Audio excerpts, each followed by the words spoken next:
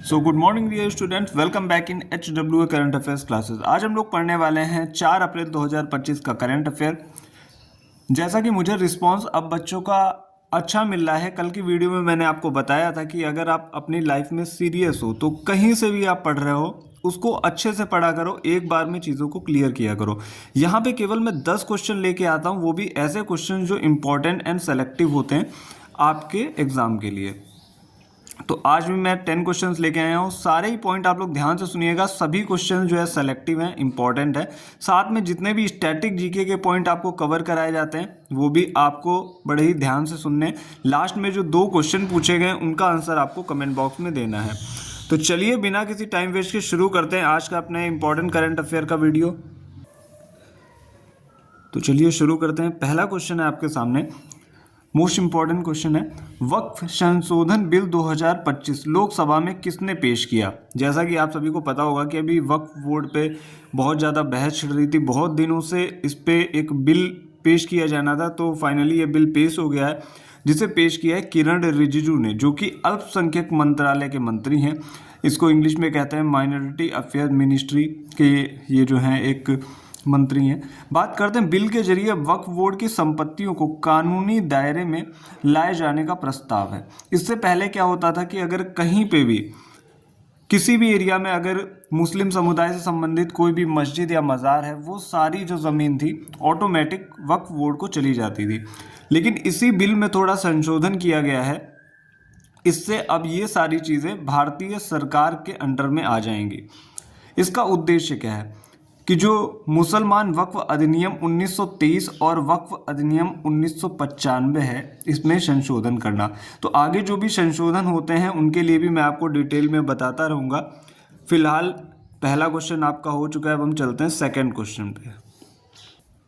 तो second number का question है हमारा, 1 अप्रैल 2025 को प्रोजेक्ट टाइगर को कितने वर्ष पूर्ण हो गए हैं। तो अभी 52 वर्ष पूर्ण हो गए हैं। इस प्रोजेक्ट के तहत टाइगर के संरक्षण का कार्य किया जाता है। 1973 में प्रोजेक्ट टाइगर की शुरुआत होती है। कई बार वनडे एग्जाम में क्वेश्चन पूछ लिया जाता है कि प्रोजेक्ट टाइगर की शुरुआत कब होती है, तो 1973 में प्रोजेक्ट टाइगर की शुरुआत होती है। वर्ष 2006 में जो बाघों की संख्या थी वो थी 1411, और अभी 2022 में जो सर्वे हुआ था उसमें बढ़ के आई है 3684, यानी कि वृद्धि हुई है।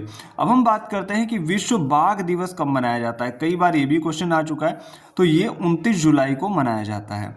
और बात कर लेते हैं अपने देश में अभी टोटल कितने टाइगर रिजर्व हैं। तो 58 टाइगर रिजर्व हैं। अभी 58वां जो 58वां है वो टाइगर रिजर्व कौन सा है, तो वो है माधव नेशनल पार्क, जो कि मध्य प्रदेश में है। ये था हमारा सेकंड क्वेश्चन। चलते हैं थर्ड क्वेश्चन की ओर। तो थर्ड नंबर का क्वेश्चन आपके सामने है, आदित्य बिरला मेमोरियल पोलो कप 2025 को किसने जीता। तो ये जीत लिया है रजनीगंधा अचीवर्स ने जिंदल पैंथर्स को हरा के।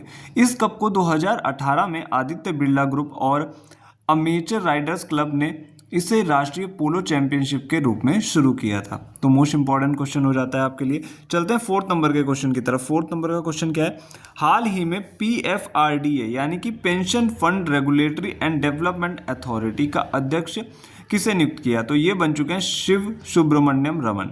इन्होंने दीपक मोहंती का स्थान लिया है। यह भारत का पेंशन प्रणाली नियामक है, और अभी आपको पता होगा कि भारत में 1 अप्रैल 2025 से UPS यानी कि यूनिफाइड पेमेंट सिस्टम लागू हो चुका है, और इसके हेडक्वार्टर की बात करें तो हेडक्वार्टर है न्यू दिल्ली में। अब हम चलते हैं फिफ्थ नंबर के क्वेश्चन की तरफ। तो फिफ्थ नंबर का क्वेश्चन आप सभी के सामने है, हाल ही में माइक्रोसॉफ्ट ने किस राज्य के साथ 3 AI केंद्र स्थापित करने की घोषणा की है। तो माइक्रोसॉफ्ट अभी हाल ही में 3 AI केंद्र स्थापित करेगा महाराष्ट्र में। महाराष्ट्र सरकार ने डिजिटल इंडिया को बढ़ावा देने हेतु यह घोषणा की है। बात हुई है माइक्रोसॉफ्ट की, तो इसके विषय में जितना स्टैटिक बन सकता है वो हम लोग डिस्कस कर लेते हैं। माइक्रोसॉफ्ट की स्थापना होती है 1975 में। फाउंडर कौन है, तो पॉल एलन और बिल गेट्स इसके फाउंडर हैं। हेडक्वार्टर है वॉशिंगटन DC में, और CEO हैं सत्या नडेला।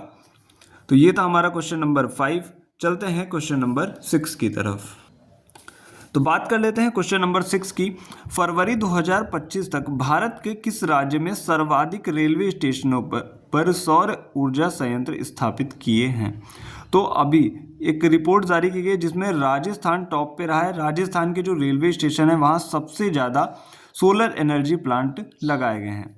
275 रेलवे स्टेशनों पर सोलर एनर्जी प्लांट लगाए गए हैं। कहाँ? राजस्थान में। सेकंड नंबर पे है महाराष्ट्र जिसमें 270 सोलर एनर्जी प्लांट लगाए गए हैं। थर्ड नंबर पे है वेस्ट बंगाल जहां 237 सोलर एनर्जी प्लांट लगाए गए हैं। बात हुई है राजस्थान की, तो राजस्थान की कैपिटल की बात करें तो जयपुर है। यहाँ के चीफ मिनिस्टर हैं भजन लाल शर्मा, गवर्नर हैं हरिभाऊ बागड़े। ये था क्वेश्चन नंबर 6। चलते हैं क्वेश्चन नंबर 7 की तरफ। बात कर लेते हैं क्वेश्चन नंबर 7 की। हाल ही में किसे उत्तर प्रदेश अनमोल रत्न पुरस्कार से सम्मानित किया गया है? तो ये मिला है निखिल सिंघल को।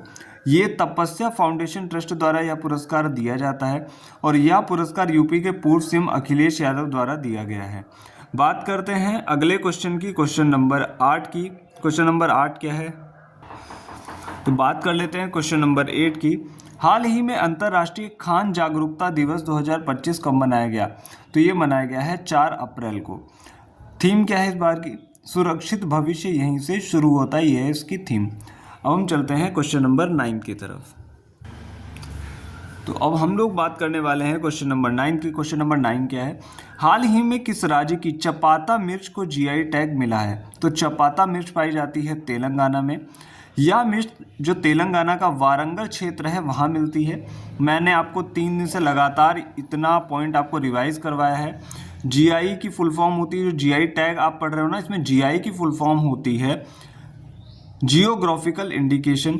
एक्ट क्या है? 1999 का एक्ट है। लागू कब हुआ था? 2003 में लागू हुआ था।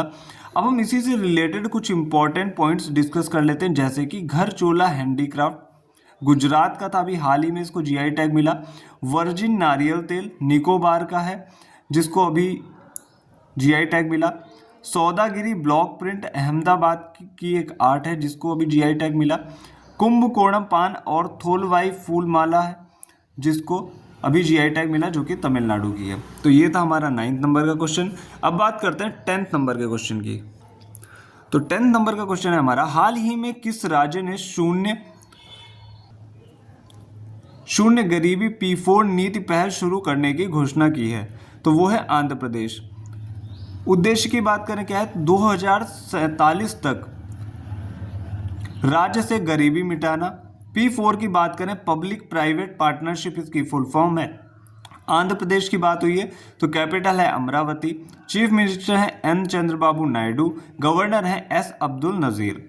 बात करते हैं 11 नंबर के क्वेश्चन की। हाल ही में शिशु वाटिका पहल किस राज्य ने शुरू की है? तो ओडिशा ने शुरू की है। बात करते हैं 12 नंबर के क्वेश्चन की। 12 नंबर का क्वेश्चन क्या है? हाल ही में केंद्र सरकार ने anti rabies anti snake venom stock की निगरानी के लिए कौन सा पोर्टल लागू किया है? तो पोर्टल लागू किया है जूविन। ये आप लोग याद रखिएगा। आज के आपके लिए 2 क्वेश्चंस हैं। यूपीएससी के अध्यक्ष कौन है और एआई चैटबॉट सेवा किसने लॉन्च किया है? तो इसका आंसर आपको देना है कमेंट बॉक्स में।